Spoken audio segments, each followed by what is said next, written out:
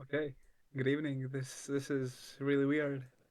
This is the I would say the pilot episode of something we thought of just yesterday drinking beer at 12 o'clock. Morning. Yeah, yep. It was really random. Actually, the whole day was really like the whole morning was really random. Um, so my name is Valdis. I'm a law student from Latvia. I'm turning 20 this year. And my colleague here on the other side is introduce yourself. My name is Niels. I am, as of right now, just an Erasmus explorer, and I'm uh, turning turned 20 this year. Yeah, and Yeah, yeah. yeah, And yep, he Niels in fact moved to Greece to Crete a couple of weeks ago. Yeah, yeah, am I right? yeah. It was a very impulsive decision, and so far so good. Yep. And we hadn't met in it was a couple of months, and 2 days ago he flew to Latvia. We decided to meet up and grab beer, talk about life. And yeah, we decided to do it in the morning. And yesterday was the day. It was a really cold morning. It was a lot of wind, pretty atrocious. But inside with the beer, it was nice. Yeah, it was And enjoyable, indeed, refreshing. Yeah. indeed, we we met up in Riga. There is a like what do you call it? Like a mall. It's a mall, and at the fourth floor there's a bar, a really fucking cool bar. It's called Burisma. We decided to grab a beer there, and after that move to some other bar. And yeah, we got to talking, like talked about really random things, Uh, and we in fact started to talk about politics, about the U.S. Um, eco- economy system, economy system, and a random person interrupted our conversation and asked us, "What are we studying?" I answered law. Niels answered nothing, yeah. and yeah, after that we like had a 20-25 minute conversation with her. It was the most random thing, and after it ended, we talked about like all stuff related to life. And after that, after she left, we together combinedly understood that she's a pretty famous Latvian influencer, and yeah, it was pretty random, shocking, in fact. So yeah, and yeah, after that, we went to another bar, grabbed another beer, and this idea was born. Yeah. Sorry. Did you mention who the person was? I didn't. You Should didn't. we? Uh, we can just say the scope of the person. Like, the person was uh actually an influencer in Yep. Latvia, but the conversation felt really human. We didn't acknowledge her background, and Yeah. but it added to the conversation. It felt like I was Yeah. talking to a person with their own interests instead of someone that is portraying a figure on the internet. Yeah. Yeah. It was like, in my opinion, really refreshing. Like to talk to her because her views were so like um different from ours, and it was a really good refresher in my opinion. Yeah. And the fact that she is a pretty famous person just added to the fact that like the conversation was real nice. Yeah. And Uh, also, I did not expect to be heard by influencer or that an influencer would be even interested in talking to us, just Y- random guys. Yeah, it was like such a random thing. Like, but the fact that we didn't approach her, she approached us and like asked what we were talking about, what do we study, and like indulged in the conversation with us. It Yeah, was real cool, real cool. and Okay, yeah, and this also made me think about a random thing. Like, uh, people don't go up to people a lot nowadays. It's like there's a division, at least here in Latvia. You wouldn't go up to a random person and strike up a conversation unless you have any intentions. But she did it with ease. It felt super natural, and that made me think that maybe something like this should be more regular. Just striking up conversations with people in social areas. yeah, in public place, yeah. Actually, I can really relate to that because a couple of months ago, I decided to try like it's not a social experiment. It's more of a like self-improving experiment. Like to uh, in mornings when I have to go to university, I have like 20-25 minute walk to through the center of Riga, and I decided to greet every person that walks past me, and it's really shocking how little people answer or even acknowledge the hello or the good morning. But most of them are Latvians. The few um, tourists I have greeted, most of them answer, and like if I didn't hear, they ask what I meant. And yeah, it's a in my opinion pretty cool experience, and I would like to see more of this. As Niels mentioned, the conversations in these social places. Y- Like it would be real cool. yeah, like since I moved to Crete, I noticed that people will strike up a conversation with you anywhere.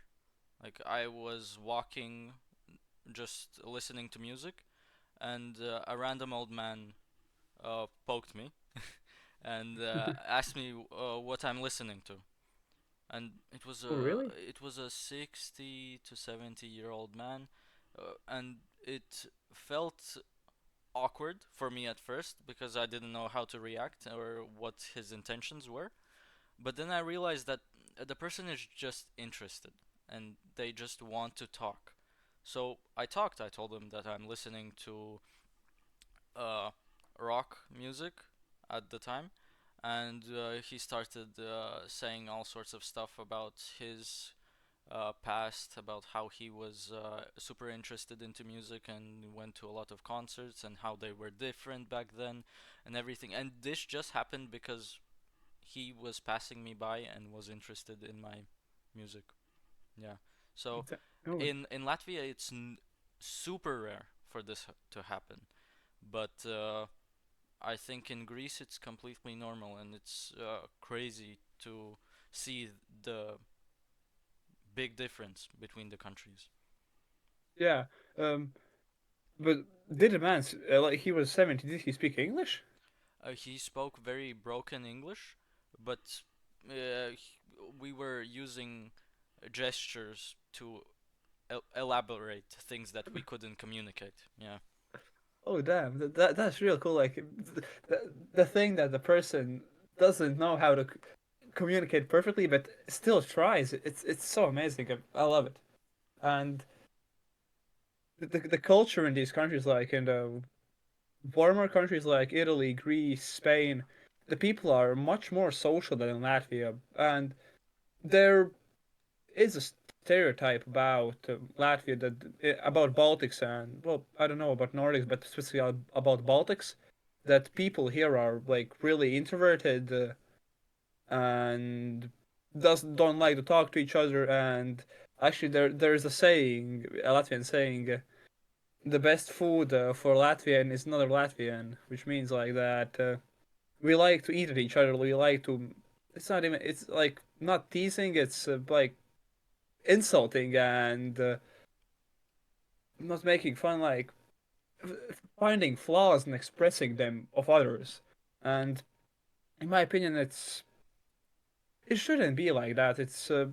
It takes away from the social interactions, and that's the one thing about I don't really like about living in Latvia, that people aren't that open and social, which is yeah, like it's a in Y- my books a pretty big minus. Yeah, like here, while I was living here and I hadn't lived anywhere else, it felt like uh, I was more inclined to uh, stay distance away from others because it feels like he might have bad intentions, so I won't go talk to him, or I won't answer honestly to someone who is talking to me just because I don't know the person.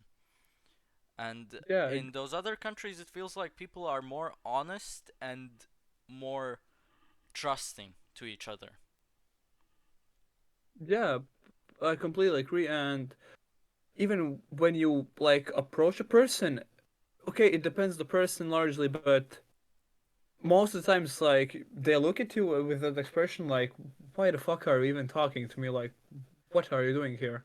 Well, maybe it's just been bad luck for me when approaching people, but yeah, it's a weird feeling when you're talking to someone. Yeah, it's it's something that everyone notices and everyone keeps on doing here. It's I wouldn't Yeah, I wouldn't say a problem because everyone's so used to it and ready to yeah, keep it going like that, but it would be way more enjoyable to talk with people. yeah. And about the like openness of people, that actually goes into a concept I kind of resonate with. It's that um, it's like the fact that people don't want to open up to others is really interesting and weird because what is the reason behind this like thought and this insecurity? Why can't a person be an open book and like express anything? What will he lose? Some kind of value? Like I don't understand. Yeah, that's something that I noticed a couple months back, and I changed that within myself because I was a person who hid a lot of things about himself, and it turned out that I was hiding the good parts, and I was even hiding them from myself. So that helps you express yourself to help yourself. And you can only really help yourself if you are an open book to yourself. And if you're not an open book to Exactly. yourself, you're not an open book to others. Exactly. Like, and that actually opens a lot of relationships, improves a lot of relationships because um, from personal experience, it is scary at first to like talk about his personal things, but when you open up to them, you also like open a door, a part of the other person's like mind and soul because they feel more comfortable with you, and by taking the first step, they also take a step towards you and start like opening up to you as well, and that is a really great feeling to like feel comfortable with a person. And in my opinion, that everyone should try to improve that and like be a more open book because okay, you can think that the person has bad intentions, but like what is there to lose? Okay, there are some personal things like we don't talk about, but it still is a part of us, and the people that don't like them and the think that it's weird the things we have done in the past, like we shouldn't, like okay, maybe we should communicate with them, but they shouldn't be a deciding factor in our lives, and we shouldn't be insecure about these things. Exactly. And also, uh, a conversation usually consists of people sharing things, and you. I don't know about you, but for me, it's like if I share something, I expect someone to share back, but it's something that is subconscious for me. And I noticed that when I started sharing more about myself, the person I was talking to felt more safe to share their stuff. So being open really does help others to be open with you. And Exactly.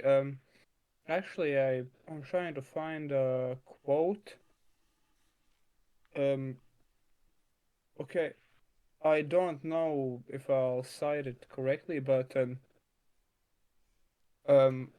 to have a conversation is to lose the sense of oneself.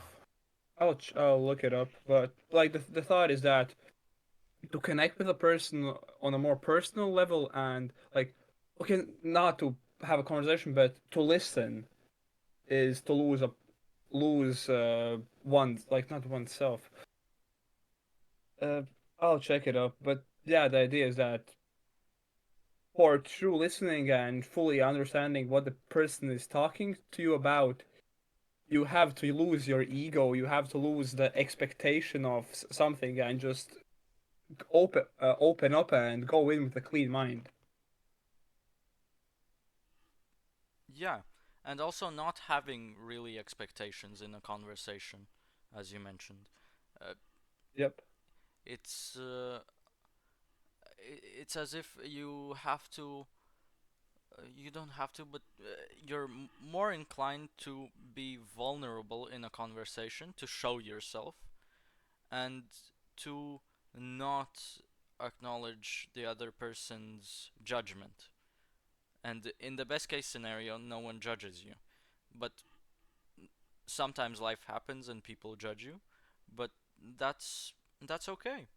You just learn to live with the fact and keep to your not keep to yourself, but keep to your own ideals and keep on sharing. Yeah, exactly. Like, why would that person's decision matter? And why would it influence the things you do? Like, you should, you are the master of your own life, master of your own things, and you should be the deciding factor in your own life. But Exactly. like, when you when you are listening to someone, like the fact that you should you lose your ego is that, as Niels already said, that, you should go in with a clean mind, and like it doesn't matter who the person is, what the person is, what you think about him, what has he had have done in the past. You can still have a meaningful conversation because you don't know what the person is feeling, why has he done the things he has done, and the meaning the conversation with an open mind could bring much more value to your and to his life than like judging him at the first look and not even having the conversation. Exactly.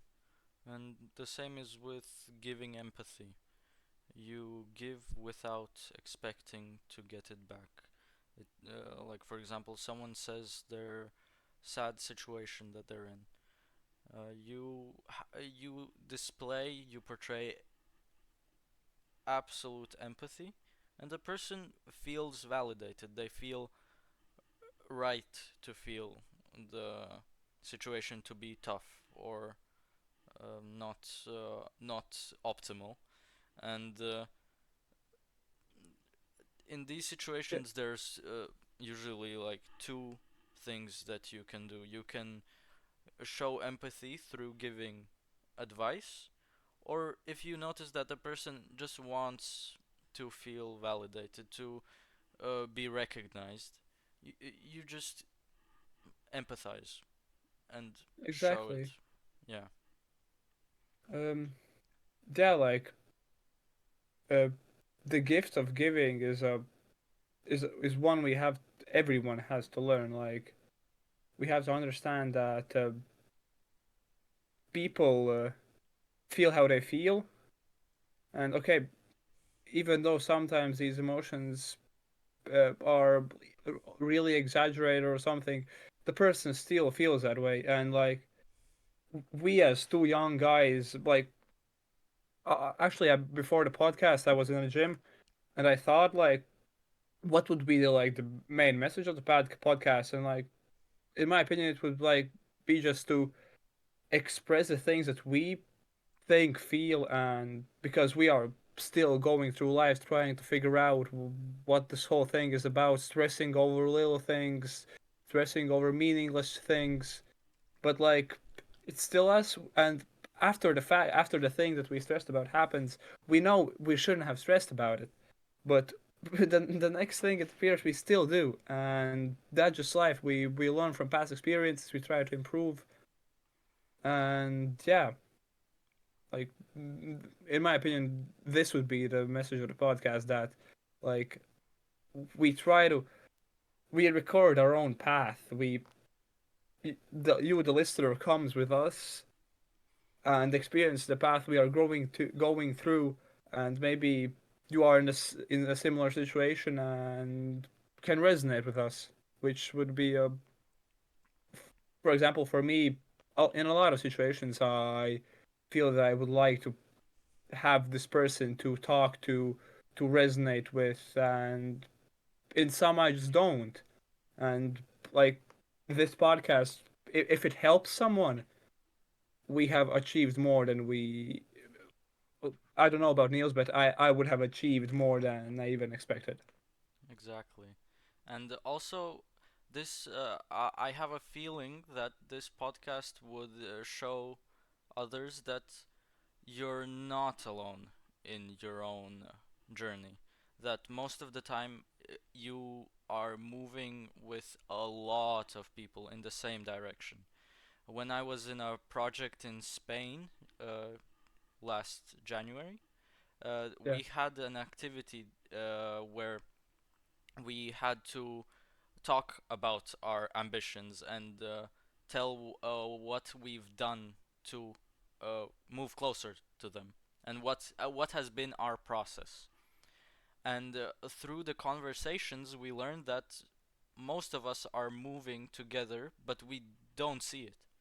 And of course, in an Erasmus project, you end up with people that are very like-minded. But in day to day, also sharing and talking with friends on this level about our ambitions and what we want to do in life, it turns out that wow, we are moving in synchronicity, and yeah, I really hope that this shows something like that. yeah. I think nobody like okay, maybe some people do, but most people don't know what life is about. They are still looking for that goal, the bigger thing they would like to move towards. And from my personal experience, a lot of times I have this like not empty feeling, but I'm just sitting and thinking, what the fuck am I doing? What am I trying to achieve? Like there are these okay, I know like these bigger things, which is helping the society, trying to achieve some bigger goal. But fuck, you like you kind of see the road, but the road is so dark, and you feel like you have to go through it alone. That it will be really difficult, and it will be difficult. Like there's no doubt about it. Um, but yeah, when you understand that you are not the only one going through this dark tunnel, and that there are people, well, maybe not right beside you, but like also going through the same tunnel and feeling the same. It's a really good feeling, and you understand that on some level you understand what this whole journey is about. Exactly, and most of the time we really focus only on our goals, not what like we don't enjoy the process to get to the goal. And that's something that isn't right. We should enjoy, find processes that we enjoy, and through them, slowly, one step at a time, move towards our goals. Like, for example, if you sit and translate text, for example, you can have a perspective of, ah, I have to translate again. I don't want to do it. But with a little shift, like for example, translating and making sure that you translate thoroughly, but not also because you want the text to be translated right, but also because you want to gain more experience by doing work thoroughly. And while you're doing it, you just feel like, wow, okay, before I would have written this, but now I know this is closer to the main idea of the author. And that Yeah, you have to find enjoyment in the little things. That's the only way to actually reach your goals and feel good about it throughout the process. exactly. Actually, I had a quite an interesting experience a couple of days ago. So this week, uh, the second week of April is exam week for me in university, and the past month I had legal philosophy, a really fucking complicated course. Like, and in my opinion, it is way too early to teach us such complicated concepts. But yeah, we and as the exam, we had to write a 2,000 word essay on one of the topics, and it was, I think, Monday or Tuesday. Um, I was sitting at my desk at my computer. Actually, by the way, I had an exam today, and when I got back from the gym, I looked at my desk and I was fucking astonished. There was so much shit on it, but it looks so like aesthetic. No, not aesthetically. Like it's like it looked chaotically pleasing. It it was funny, sad, and astonishing at the same time. Um, but yeah, the essay. I was sitting at my desk. I was writing. It was like, I think, 10 in the morning. I had some random music playing.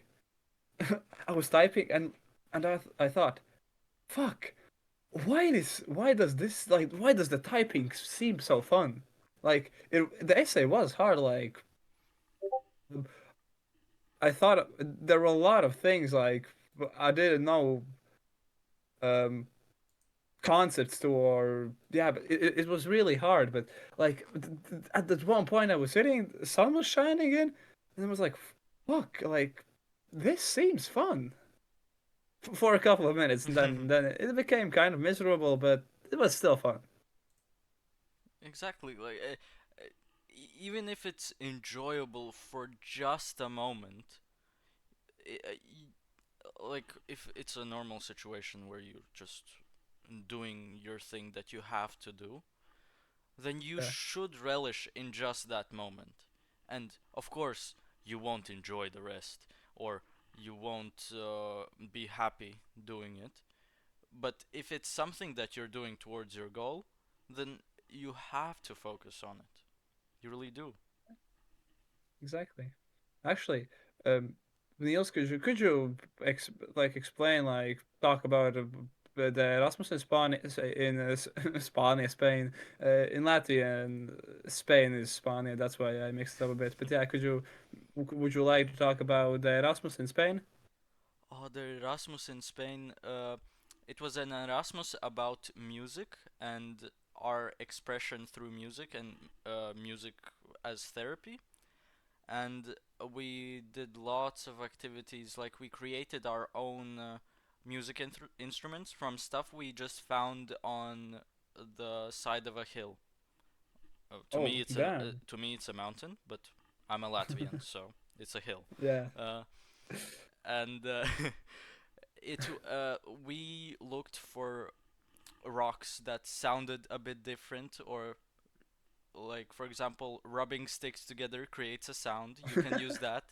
Yeah, we found a trash bag, and of course we wanted to help clear out litter, but at the same time you could hold the trash bag tightly, and another person could beat it with a stick, and it's basically a drum. And then again, using two sticks that are groovy. You while rubbing against them, a rhythm forms like something like that, and also swinging a stick creates a whoosh that can be used as a background noise for other rhythms. So that was very eye-opening to me as a person who doesn't associate with music at all. And I realized, okay, I am able to create something. Of course, it's not music by any means, but it was something. And also, we did activities like walking walking. There was music in the background, and we had to walk in the tempo of the music. And Oh, it's like 40 people in a room, and we're walking intercrossed with each other. We didn't have to have a certain uh, pattern. yeah, pattern, and we could just freely walk around. And then we were invited to move parts of our bodies to the rhythm, and it was at first I felt really awkward.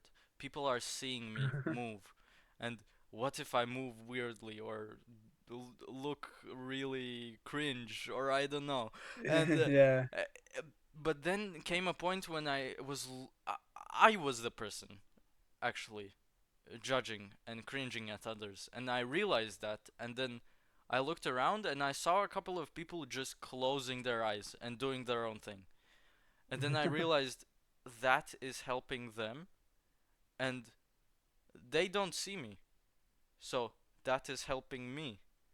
And then I also closed my eyes and I started doing my own thing, and I realized, wow, I don't see anyone looking at me.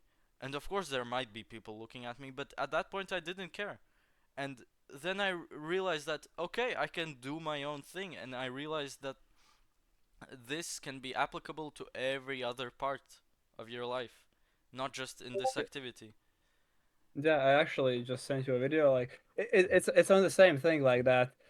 Um, We've all heard countless times, if you could have any superpower, what would it be? But what you may not realize is we already have one invisibility. Most aren't aware of it, and those of us who are certainly don't take advantage of it. Let me explain. We're born surrounded by people who care, by people who love us with everything they have. And it means we go into the world with the belief that everyone cares about what we do, what we say. And so we enter the world thinking that our every move is scrutinized, which is why we can't stop replaying the time we fell in front of our co-workers, or when we walked around all day with the tag on, because we think it's at the top of everyone else's mind. The reality, however, of 99% of people you encounter is that no one cares about you. You aren't being thought about.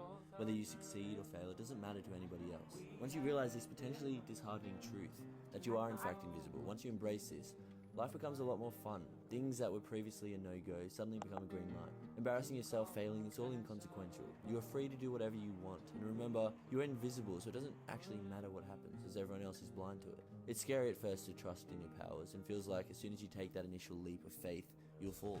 But more often than not, you land on your feet. Regardless, no one will notice. If you don't believe me, take some time to walk around an empty street, then do the same on a busy one. How much more attention do you really get, if any? This is the power of invisibility. So the question is not which power would you choose to have, rather, what do you choose to do with your power?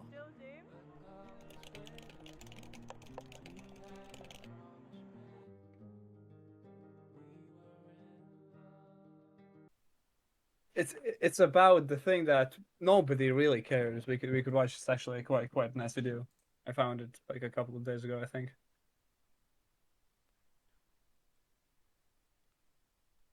Like, is there sound? There will be, yes. Yeah. Um, but yeah, like I think he's a British guy, I guess, or Yeah. yeah, I think. And yeah, the fact that he at the start he talked about like having a superpower and it being that you are invisible, but like in reality you really are like nobody gives a fuck. Like, do you remember the last time you saw something weird on the street? Well, I personally don't. It was probably yesterday. It's okay, it might occupy your the other person's head for like 10 minutes. After that, like nobody will even remember it. It's too meaningless for them, and like the impact, like the not caring, it could have such a big impact on you. Exactly. And like as the video portrays a person, not portrays a person just dances in the street, and that's something that yes you would acknowledge maybe while walking by, but you forget about it the second you start going back into your own world, your own thoughts, and that really, uh, and really, 99% of the people don't care about what you're doing. As long as you're not committing any crime or being a nuisance or anything, you can do your own thing. And that's something I started doing recently. Like, I w- really like bobbing my head to music, but sometimes Yeah, I thought, I look stupid. He's bobbing his head. What is he doing? Why? And then yeah, after that project, I didn't care. Even when I walk now and listen to music, I just jump around sometimes. It just feels so freeing to be myself in my own world because exactly, all of us are in our own bubbles, and it doesn't matter how you walk or how you talk. Even it's you. You should be you. exactly. Like, like I do like a similar thing when I walk in the street. I listen to music and I just whistle. And sometimes I think like, okay, it might sound weird to others, but like, nobody gives a fuck. Like, just do it. Like, no, first of all, nobody will remember. Second of all, why should they restrict it? Yeah. Like, you do what you want. Okay, not necessarily what you want to do. There are some illegal things, but like the things, as Neil said, the things that are illegal. Like, fucking do it. Like, no, nobody will care. Like they really won't, and like it will add such value to your life and to your health that yeah, you won't even want to go back the way you were before. Exactly. And also, I've heard so many stories of people that are really scared of being told no, that are trying to um uh, release that fear. And they're going up to, for example, street performers and asking them something that normally no one would ask because it's like, you shouldn't ask that person to.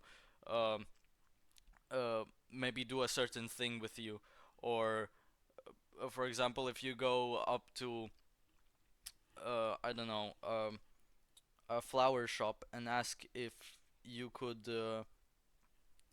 I don't know, buy uh, just a leaf, or just take a leaf, Yeah, anything. And there's so many stories of just people that are expecting, that want to hear a no to help them, that they actually hear a yes, and they do the most random stuff ever. And that's super, it restores my faith in humanity. And exactly.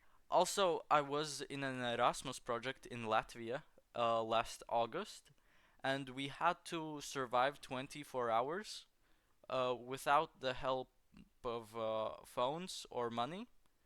Uh, and we had to first find a place to stay, had to eat, and I had to enjoy the process. And we were in teams of four, and no one of the same nationalities was in one team to make it harder. And my team got dropped in the middle of nowhere, and we had Yeah, to find a way to a city, and the storm was coming in. And then we were rushing to find a house that is inhabited by people, to stay in. And we were looking for a house for so long, then we found one. But we knocked, but then we heard the door lock. So we realized, okay, we Damn. scared the people. That's fine. Four men show at your doorstep right as it's pouring rain. Of course, who wouldn't be scared? And then we just hope that the people won't attack us. So we just stayed under the roof on the outside until the storm passed, and then we went further. We got to a small city, and we were really hungry. So we went to a restaurant, asked them if they could give us food. We explained our project and what we're doing, and Yeah. how it would help us. And this restaurant said no. Understandable. Okay. And then we Yep. were passing by a pawn shop, like not a pawn shop, a thrift store, and we went in and we were looking through lots of clothes, just random, and we Yeah. found funny kids vests that Uh-huh. were being sold for like €2 each. And we went up to the cashier and explained them again our situation. And we asked them if we could get this, or for example, if we could do something to get it. And she just told us, "Yeah, sure, take it. That sounds cool." She took a picture with us, and we went on our way. Damn.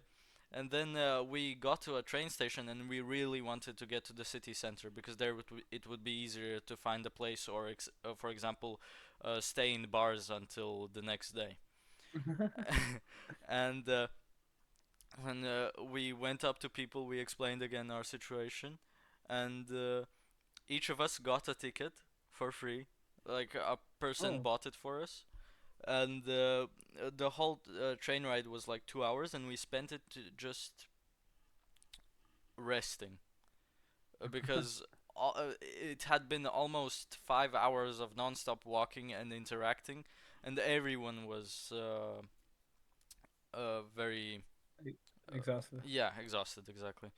And then we got to the city center, and uh, we felt amazing at that point because we had eaten, we had gotten funny clothes, and we were Yeah. looking so stupid. But it was fun. We didn't care about anything else. And then we okay, we had our phones, but we chose not to use them. We made it harder. And then at Oh, that point, we okay. decided, okay, we will rent a car, like City B, the car rental thing. So, Yeah. and none of us had an account, and I didn't have my license yet. Still don't. Do you now? And uh, we had two people who had driver's licenses. A Greek guy, he had gotten his license 6 months ago, and an Italian guy who uh, had his license for some time already. And then Okay. we asked a friend for an account, and then we Yeah. rented the car, and we drove to my friend's house to eat. Like I explained to her the situation on the phone, and asked her if she would be kind enough to feed us. What part of Latvia was that? Uh, Riga? yes, Riga. Okay. And then we visited the friend, and she was super happy to host us. Uh, and but we didn't stay with her. We wanted to make it a bit harder, and we ate a lot. We even got ice cream and Damn. everything. And then Yeah. after that, we decided, okay, we will go bar hopping to find a person who would host us for the night. Yeah. So first we went to a karaoke bar. We sang a lot, and every time we stopped singing, we said, "Hi guys, we have a problem. There's four of us. We're doing a challenge, and we have to stay with a random person tonight. So if anyone would Yeah. host us, it would be really appreciated." We did that at least 5 or 6 times, and no one answered. And we we were trying until the very end. We even got beers for free from random Damn. people, and we were just talking to them, explaining our situation, and just talking about our lives, and they were super interested, and they gave us beers. And then by around 1 or 2, we had talked to multiple people, and it didn't look like we were going to stay anywhere. And then Yeah. suddenly the Italian guy finds another Italian guy, like not part of any Erasmus project. He was just living in Yeah. Riga, and he straight up Okay. just asked him, "Can we stay with you?" And he was so shocked, and he said yes. He Damn. hadn't done anything like that ever before in his life. So now the Yeah. four of us are going to a random guy's place.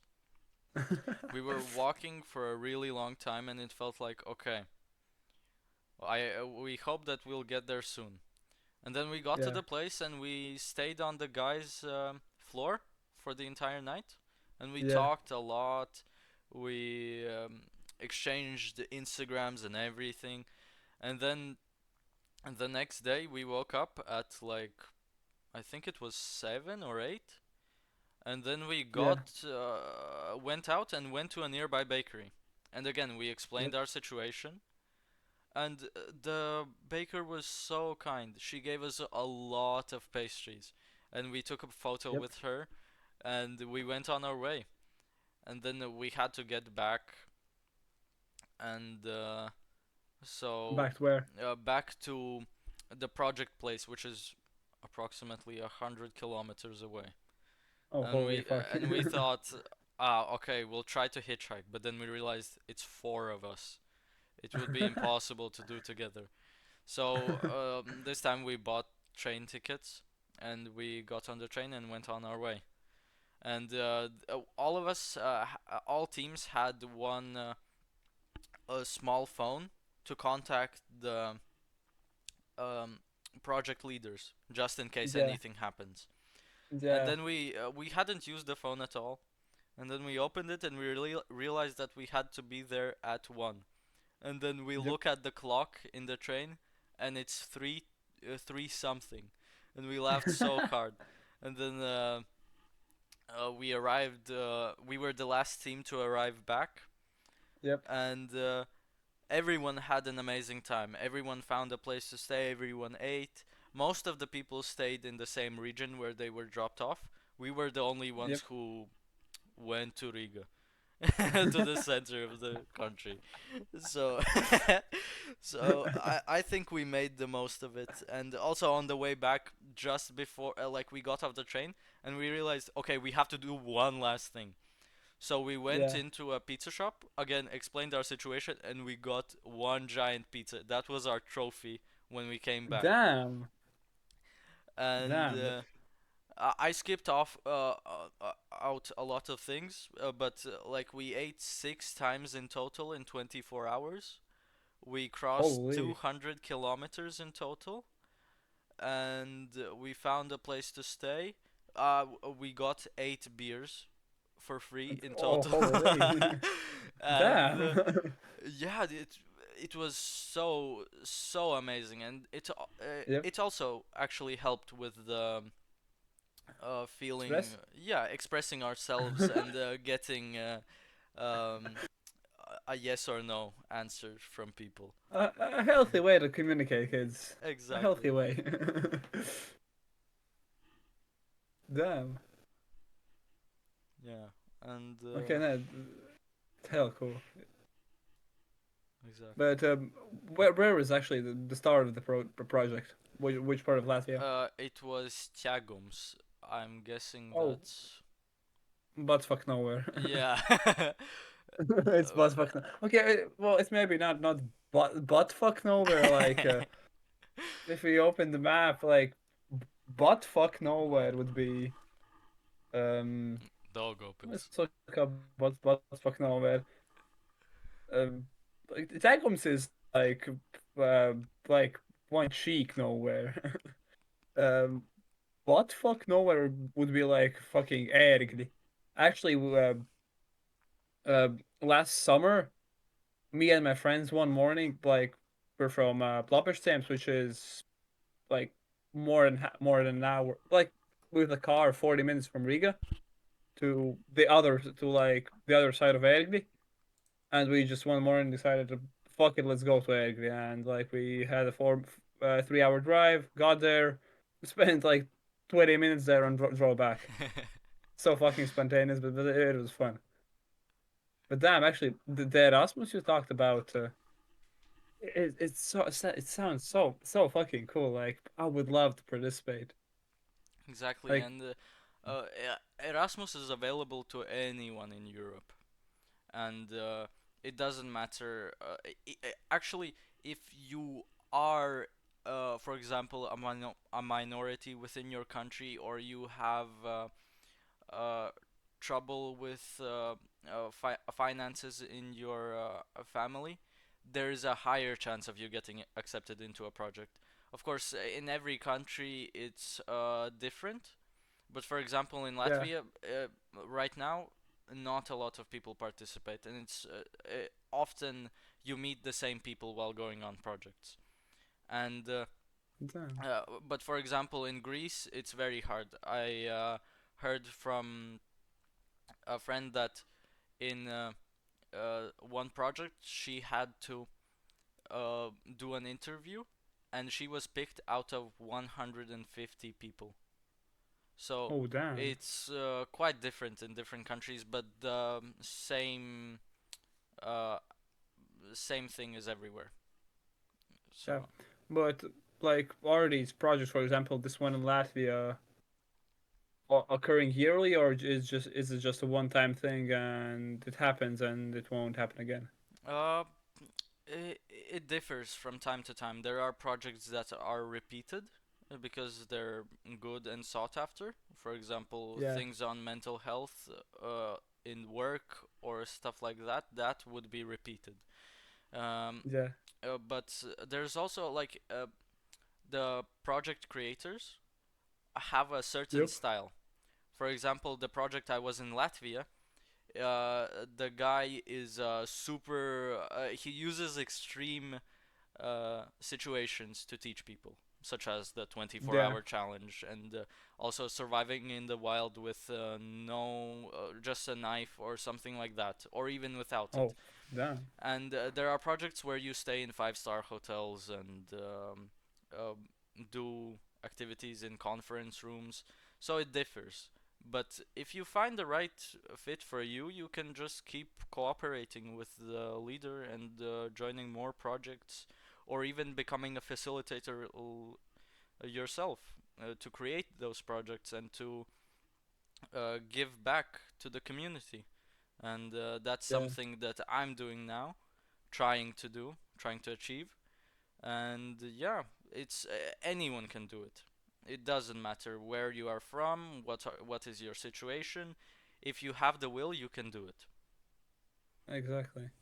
But it's probably starting to sound like that we are not sponsored, but like EU told us to say this, but they didn't. They didn't. It's just our own opinion. I personally haven't been on any Erasmus, but like, the, actually, I hadn't heard of this story from Niels, but it sounds fucking amazing. I would really like even in Latvia, like to try this. It would be such a refreshing experience. Like it would bring such freedom. Yeah, and I'm saying this just because I think this is the best opportunity for any person to travel. That's what I did for about 8 months, and I traveled to 5 different countries. And everything like travel expenses, food and accommodation was paid for. You just had to have your own pocket money if you wanted, but that's not a must. You can survive without it, and it really opens your mind and lets you uh, home in on your own goals and decide. It gives you a wider range of opinions, and then you can base your opinions off that. That's what helped me. That's why I'm sharing it. Yeah, like it's again the thing like that. You get to meet these people from different backgrounds, from different countries, and like you get to see what they think, how they make decisions, and that has a huge impact, huge. But actually, what is the oldest person you have met in an Erasmus? 35 because anyone up to the age of 35 can join an Erasmus project. Oh, okay. No, actually, I've met older people in Erasmus projects, but they weren't there officially. They were just they happened to be in the same place and they knew the organization and they just joined, but they weren't really included in everything. But you can still, after the age of 35, just join and learn something. Yeah, damn.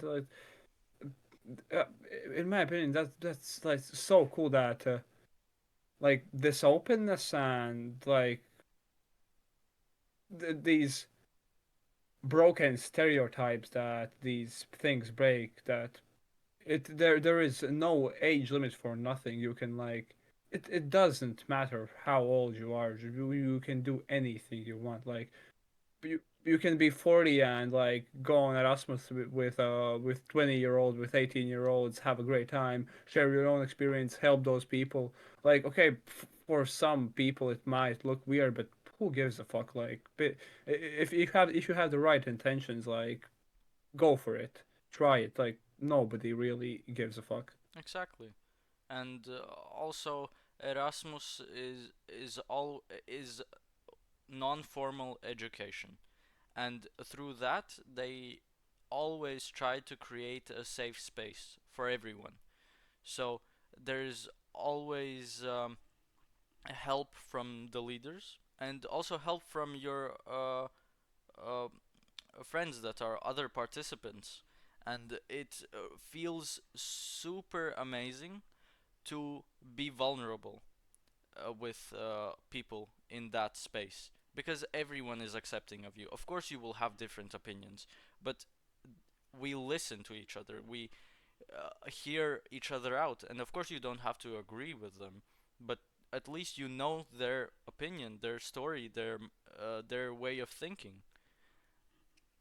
Yeah, like like the thing that you can express yourself in these things, like it is like okay, I'm talking like from theory. I haven't, as I've said, been on any of these, but like from talking to friends about personal stuff, from talking to expressing like my concerns to Niels to other friends, like it it makes you feel so much better. Like you know that maybe there's something bothering you, like some inner conflict. I don't know, with yourself, with some family member, and when you tell it to someone, first of all, you might just understand that the thing you were stressing about is not a thing to stress about. Like it would you say it's out there and you understand. Fuck, why did I stress? Like it's nothing. It's a fucking fugazi. And the second thing is, even if you still keep stressing about it, like the person can help you. He can understand you, emphasize, emphasize, be emphatic with you. Like person can try to help you, trying to comfort you, and it creates such a great connection with people that like after that you feel stronger. Like there may be some like an idea that if you express your problems to someone else, it may burden them, but most of the times it doesn't. Like because the person, it's actually one of the things I've been thinking about recently, that when there is like a stressful decision for you, the in anything, as I see it for me, there are two like not switches, like two dials, logic and emotion. And when it becomes stressful, the logic gets turned down to zero and the emotional gets turned down up to the max. And the only you don't at that situation you don't think logically. And okay, like you may have some clarity. Okay, but you may be okay. it's for me. I don't think in those situations logically. Some people, most people, some people might because they have trained it, and it is a thing you can train. It is a thing that you can differentiate these emotional decisions from logical decisions. Uh, but if you are a person that knows that that you are still trying to achieve this point where you can think logically in these stressful situations and have the stress tolerance, which is I think it was a flaw of mine. I've been thinking about it, trying to improve it. Um, uh, when talking to another person and expressing those things, uh, they give you a clear view on it. They give you a logical view on it, and it helps so much. Like you see that the problem is not as big as you thought. Okay, it might still be big, but it shrinks, and the person could be in the problem and be besides you, which, in my opinion, and in my experience, helps a lot in these situations. Exactly.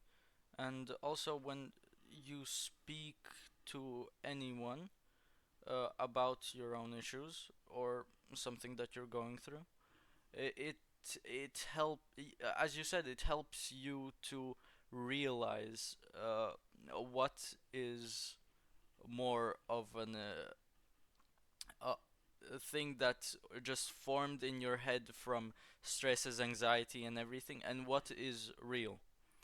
And when yeah, like also when you make decisions, you have to have a calm and relaxed, not relaxed, but just calm and confident approach to it. And also, when you make choices, you even if it turns out to be the wrong choice, now you know you gained something, even if it was messed up or it failed catastrophically. Uh, our faults are the number one lesson. And I remember when I was 16, 17, I felt so stupid all the time. Like, for example, I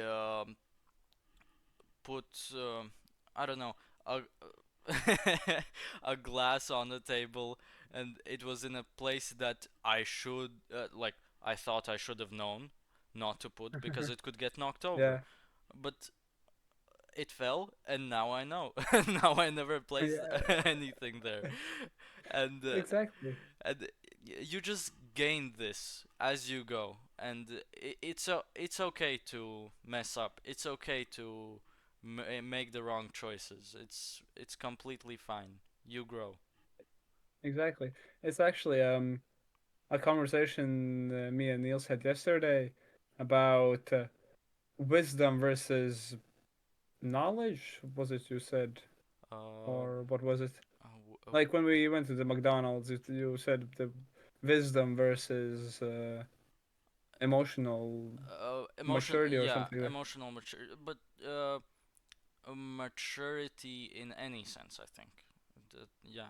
that. Yeah, Uh, like wisdom is something that I believe is accrued through age. You just go about life and then you find out the things, as I said. yeah, And but maturity is something that you go at your own pace. There could be a 40-year-old man who acts like a 16-year-old, or the other way around.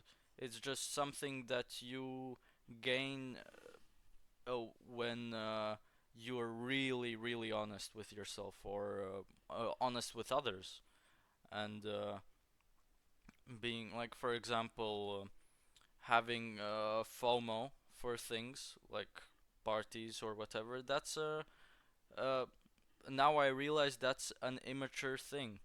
But and yeah, it's just uh, you have to realize the difference between the two, because for example there could be a situation when someone older is you're talking to someone older, and they're not acknowledging your side of things, and they say it's because I'm older.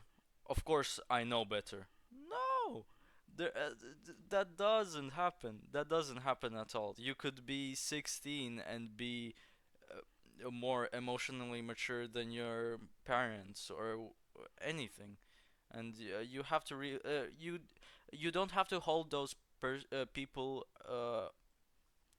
against it, of course, but you have to realize that okay, that person doesn't understand me, and then you Yeah. just keep going on. You'll find a person who does. You always do.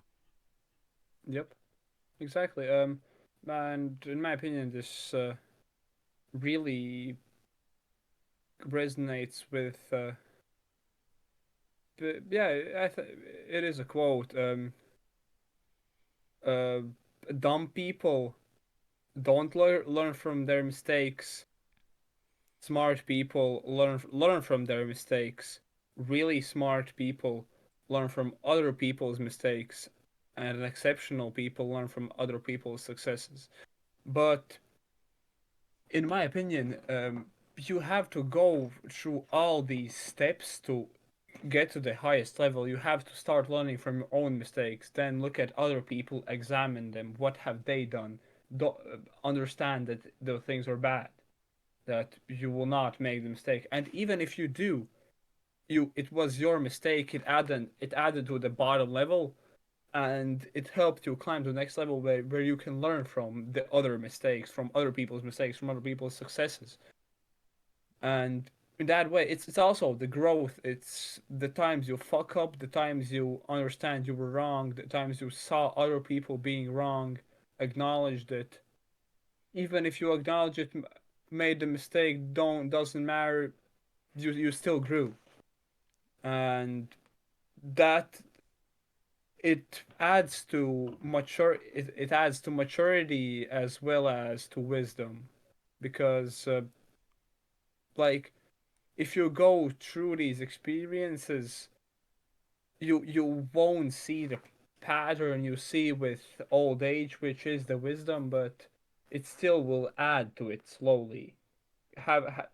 Experience the thing once and seeing it how it went, and maybe after years experience it again, seeing it how it went, and even if you didn't understand the first time, the second time understanding the pattern and saying, okay, it usually is like that. But could it be other? Could it be a different way? And if you see that there could be a different way, try to achieve it. If it, and at the point that you see that there is no other way, then you have learned the lesson. You can learn it quick. You can learn it early, or you can learn it later.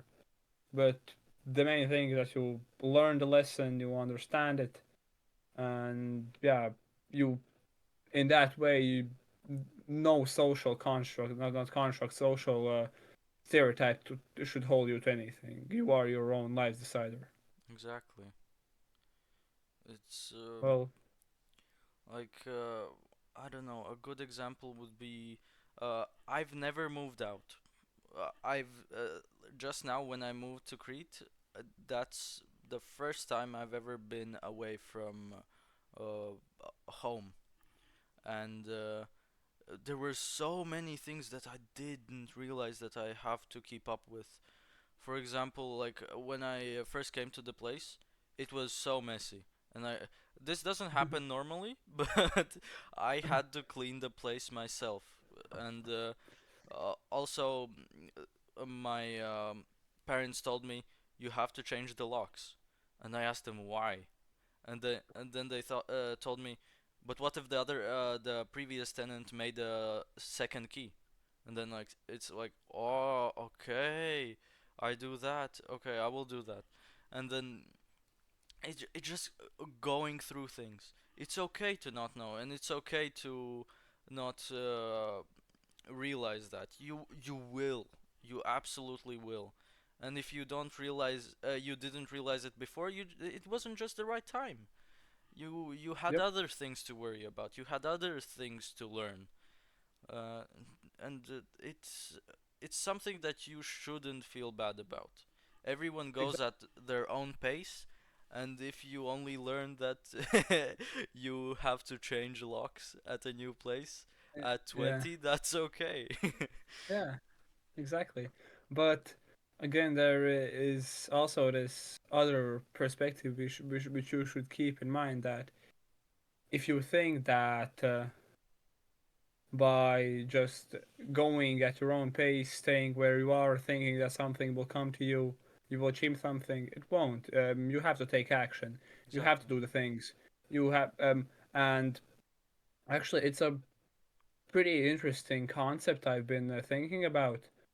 You know those situations where you're stressing about the future and thinking, well, it would be so good if I knew how it happened, how it happened. What is the outcome? If to see that everything turned out well. Yeah. But if you, the thing is that if you see that things turn out well, your mind goes, "Oh, I can relax. Everything will be fine." And that is the point, that things will not go out well because you didn't have the anxiety, the stress that drove you to do those things that led to the success, to led to the things working out. The thing that stress is normal, it is logical, it's a defense mechanism, but it's also a driving factor. You want to get away from it, and you do the things that push you in the direction you should go and to get away from this stress, because, well, as we already talked about, most things are you stressed about are exaggerated. They still are doubts, and deep down there is some seed that is right and that you are trying to get away from. But also, being paralyzed by stress and not doing anything um, lets the seed grow. And yeah, uh, the thing I'm trying to say is that um, thinking that knowing that things will go well and think like and being sure of it is a good thing, but you still have to hold yourself accountable for not doing things, for not trying harder, for yeah, for not just from not running away from the things you don't want to be. Exactly. And there is no growth in stagnation. Only, for example, a metaphor could be used if there is a puddle of water, only algae and germs be will grow there, and that Yep, is like our anxieties, our uh, feelings of sadness, of despair. It's something that you can only get rid of by doing things, by showing yourself, okay, I can do this. Okay, I can do this. And while you're moving towards any goal, you won't have time to stress about things that are minor. exactly. It's something that, of course, you will have stress, you will have anxiety, but it's about things you could never imagine about, and the stress and anxiety just trigger it's basically an alarm in your head that, okay, I have to bring attention to this. I- Yeah, and you shouldn't run away from your anxiety and stress. You have to face it. That's the only way to grow, in my opinion. yeah. Actually, I just sent you a video, a good, really great representation of like the thing you said about the stagnation.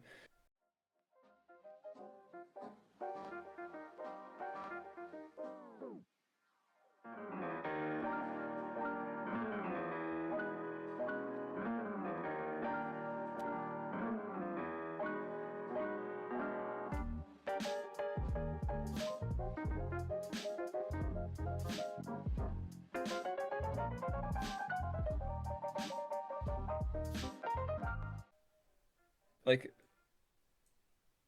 I love like Casey Neistat. Like his movie making is fucking awesome. Like, and like it's such a short video, but like it explains the concept so well. Like that, you have to try, you have to face these hard things to get ahead. Exactly.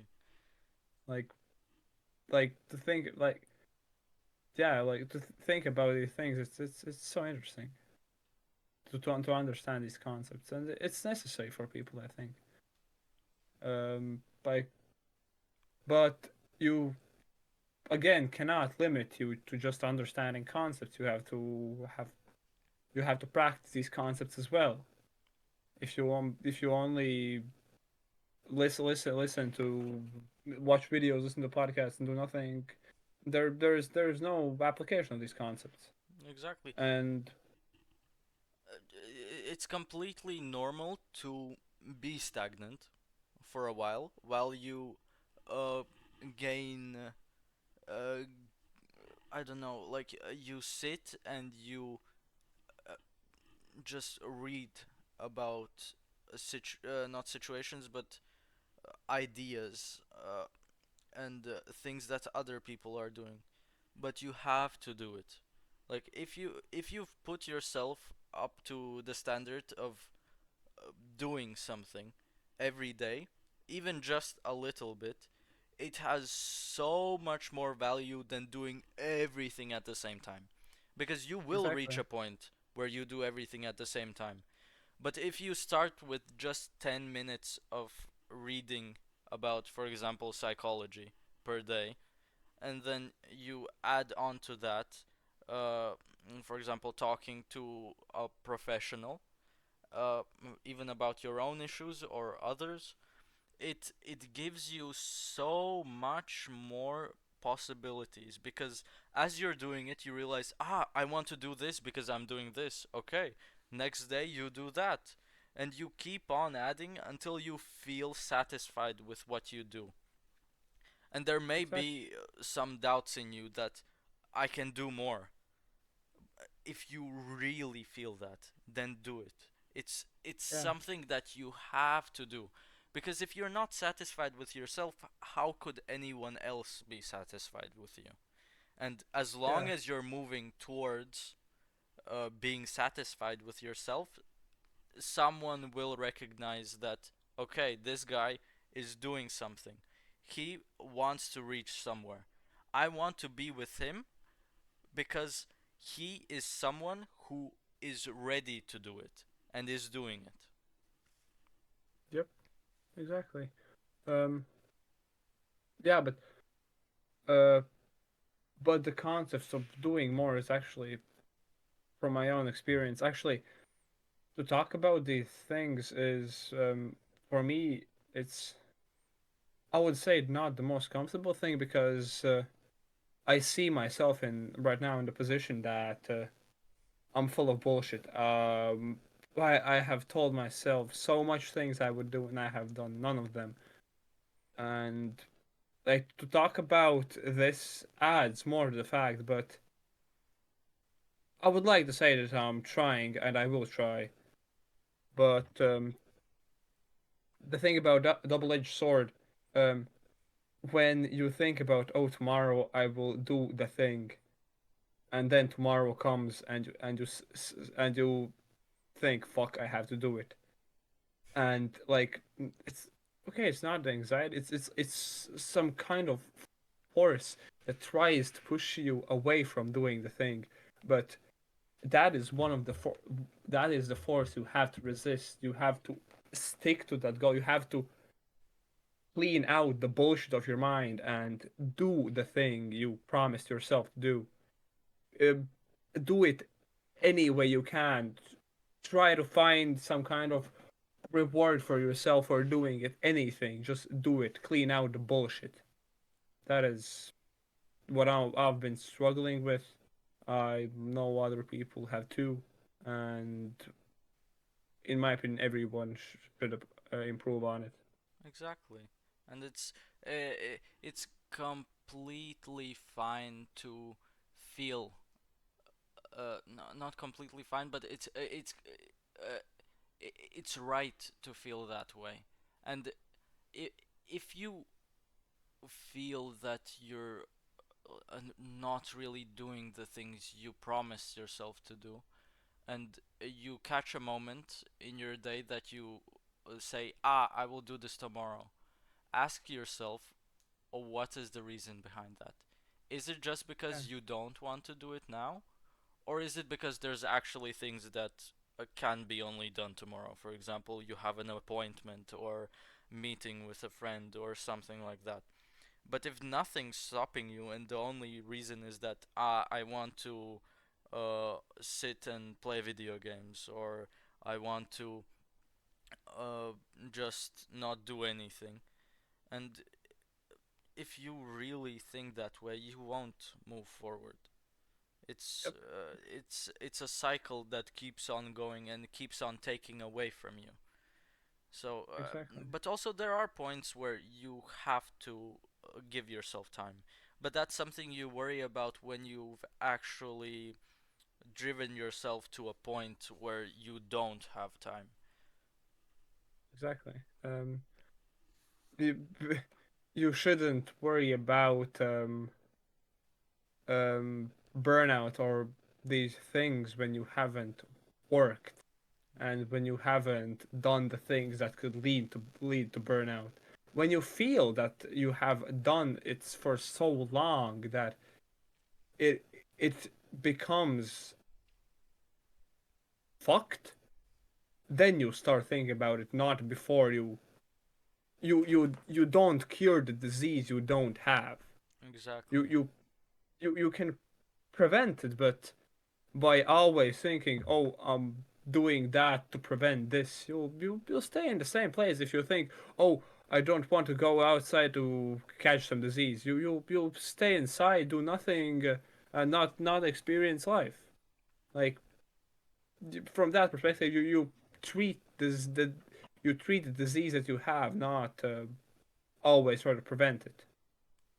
Maybe this sounds like a toxic opinion, toxic advice, but like it, sh- for me it seems logical because yeah, if you are scared of these things, of these negative consequences, then there is no point of doing anything. Exactly. Like, uh, if you're really worried about burnout, then implement things that keep you safe from it. For example, you work during the week from Monday to Friday, then really use the weekends to let your mind rest, to just do things that aren't work.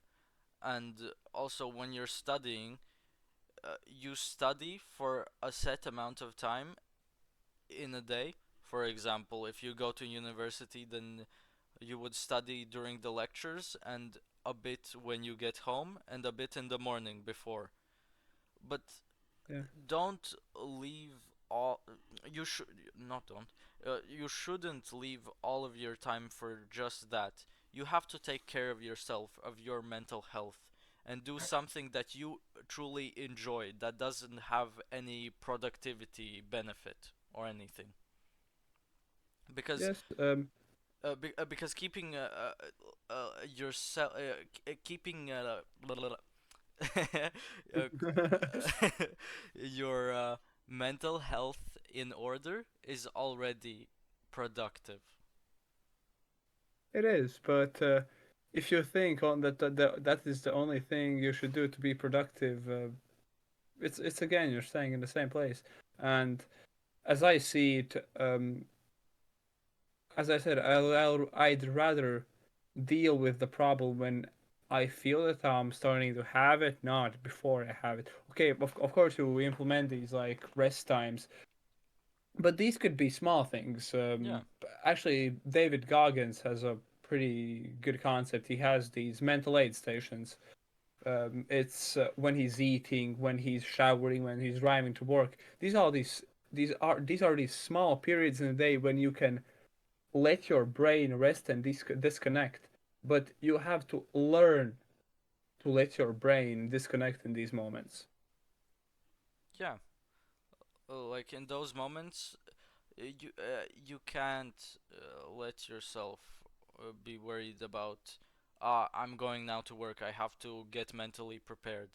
No, you Yeah, just let yourself like listen to your favorite music, sing along it, talk to a friend you haven't talked in a while. Just yeah, enjoy the moment, and then exactly, just go and do what you have to do. exactly. Like, um, it's actually, there are some like memes going around that there are a lot of situations when a girlfriend, a spouse, or like a woman asks a man what they're thinking about, and he says nothing, and he really means that nothing. But like these moments when there's really nothing in your brain are so refreshing. Like you're just a blank thing in the moment. Like you're just your brain, like your thoughts are not thoughts. Like your consciousness is floating in nothing, and it's so vindicating. Exactly. Like you're just sitting and doing nothing in your head. You may be zoned out, but it just feels like my brain is resting. And Yeah, it's a fuzzy feeling. Like it's like "Ooh, nice. I like it. Yeah, exactly. damn, interesting concepts. Okay, actually, for how long have we been recording? I have no idea. I don't see. I don't see. uh, well, I don't know. I will. We started the call I'm guessing it's been almost like one and a more half than an hour. hours. Yeah. It's more than that. Oh, you can see it. Oh, sorry. I think it's loud. It's like the red thing at the bottom of OBS. Oh yeah, it's been almost an hour. I'm guessing. Yeah. Well, no. Like there's a red like Ah, dot. yeah. Yes, that. Ah, it's been an hour and 25 minutes. Yeah. Oh, damn. Okay, you want to go continue or should we I think stop and leave? I think we leave more for the other episodes. Yeah, like um the fact is actually in the gym texted Neil that we keep no matter what we keep this thing going for a year every week. Like okay, there probably will be some situations where it will be impossible to record the week, but the next week we should then record 2 episodes. Like I think that would be a good way to keep us accountable. Exactly. It's Hey, and it's also refreshing to talk in this format. It yeah, feels it's like it's it's uh, in some moments I feel like I'm talking to a wider audience, but in some it feels like I'm just talking to Valdis, and exactly it like feels it's amazing. yeah, it's a great feeling like to express these things. Like again, it's the opening up, like it's letting out your heart, like your soul, and it feels refreshing. You feel much more pure. I wouldn't say pure, like much more not empty, empty in a good way. Like you Yeah, don't feel those emotions are not that bottled up anymore. exactly. Okay, but this would be then the point where we leave you with your thoughts with the things we talked about. Think about them, have your own opinion about them. About don't take our word for anything. This Yeah, isn't factual. It's just our own yeah, thoughts, views, everything, yeah. and It's have your just research on it. us. It's just us, 20-year-olds, putting our Yep, heart out here. yep, just yapping for 1.5 hours. Yep. Okay, but then I would like to say thank you for listening, if there is any one of you. But it was really refreshing, and see you then next week. Yep. See ya. Okay, thank you, Neil. Bye. Thank you, Valdis.